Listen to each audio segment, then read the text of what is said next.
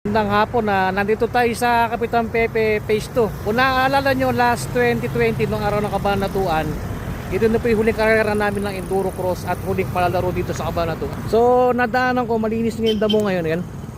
So buo pa pala yung mga rampa. Ayan, buo pa yung double jump tsaka yung tabletop namin. Yan. So malalim eh. Yan, so bumalik ako. Natutuwa lang ako, nasilaya ko ulit yung racetrack namin. Ayan. Dinadaanan namin yan, yung may hukay na yan, dyan may putik dyan, tsaka doon may lubluban na yun. So buo pa pala yung racetrack, kinain na lang ng damo.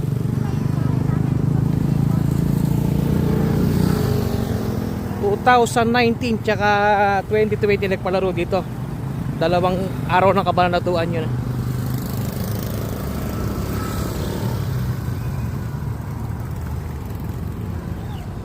Nakatakot lang bumaba, baka may ahas, malalim at damo eh.